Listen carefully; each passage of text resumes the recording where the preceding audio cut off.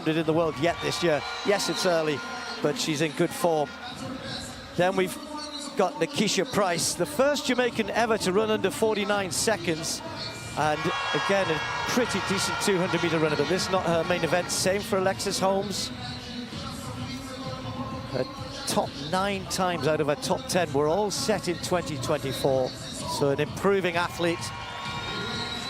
25-year-old, as I said, come over after the World Indoor Championships in China. Well, Paulino, who moved to the 400, I guess probably in around about 2020, and has dominated that event, certainly last year. Talitha Diggs in lane 2. And then Stacey Ann Williams of Jamaica. Fresh from a new indoor 400 personal best.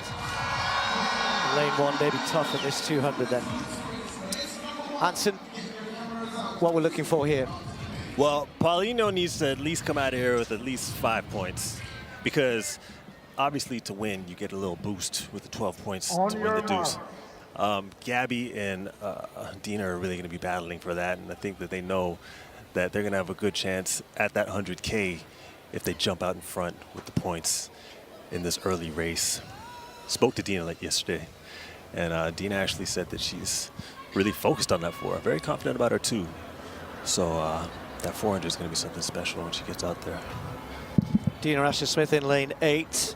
Gabby Thomas, Olympic champion, in 7. Safely away first time. Asher-Smith got out pretty good. Natson just got left a little bit. You'd expect that by the 2 sprinters on the outside. But it's Gabby Thomas around the top end who's just got half a metre on Dina Asher-Smith. And Thomas normally starts to go away from this point. Natson running well in 3rd at the moment. And then there's a battle with Paulino charging down the last 30-40. But it's going to be Gabby Thomas. Asher-Smith might just hang on here. It's Gabby Thomas, but Paulino with a real surge, taking 2nd place, and that will be really, really significant. We expected Gabby Thomas to come away with a win, 22.62 in these conditions. That's pretty swift, that's pretty good. But Paulino, that is significant. You get 12 points for winning, you get 8 points for 2nd.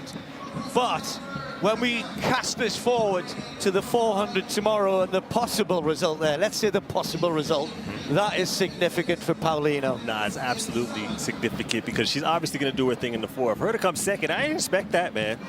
Gabby getting 1st place obviously makes sense. She's an Olympic champion, but for Paulino to come out of there with those extra points, she's going to end up having a good chance at that 100K. Dina always runs a pretty good turn, transition at the home straight here. Gabby Thomas just moved away, just got that gap, and it looked as though Dina was rallying again here.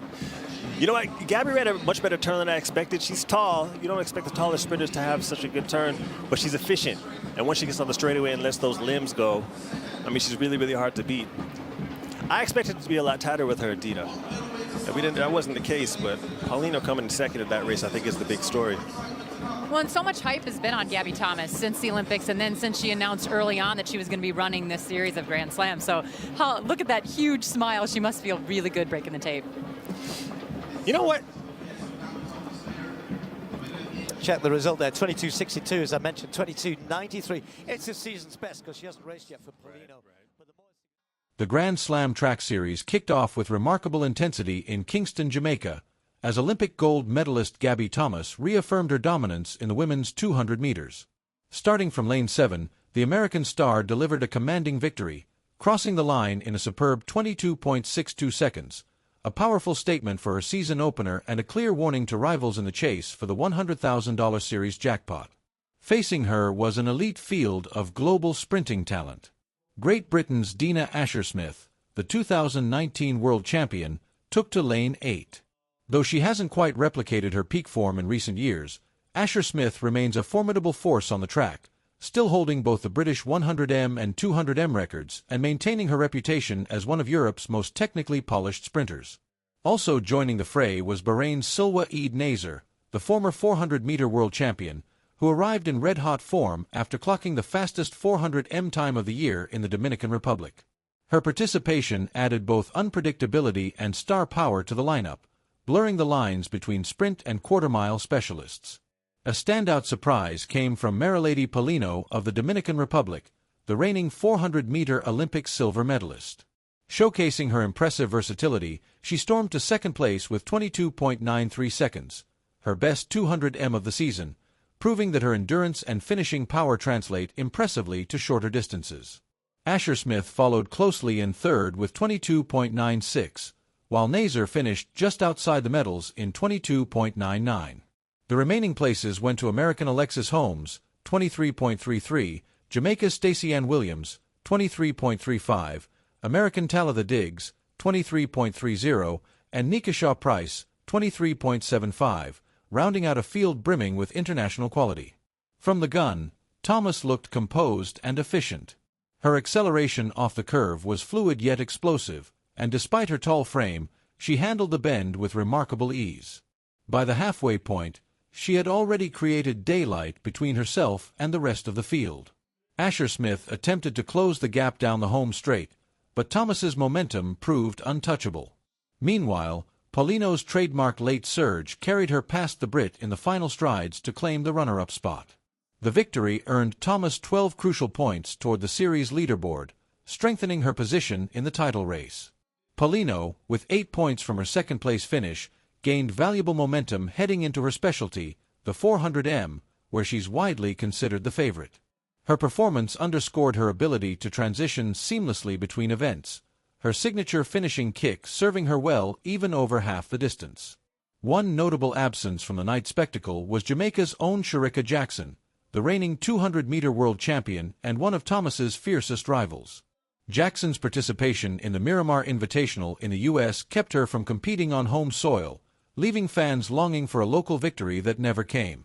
Jamaica's representatives, Williams and Price, finished 7th and 8th, respectively, despite strong efforts. Even so, the Kingston crowd witnessed an exhilarating season opener, a showcase of world-class sprinting led by an Olympic champion in top form. With tension, talent, and anticipation building for the next meets, the Grand Slam track series promises an unforgettable season filled with rivalries, surprises, and record-chasing performances. Gabby Thomas's triumph in Kingston wasn't just about speed, it was a statement of intent. Her precision, control, and execution reflected an athlete in complete command of her craft. Every phase of her race, from the drive out of the blocks to her composed finish, spoke of confidence built through meticulous preparation. As the Grand Slam track series progresses, Thomas now stands as the benchmark, the athlete everyone else must chase. With elite competitors like Shericka Jackson set to return, the next stages promise even more thrilling duels and potential record-breaking performances.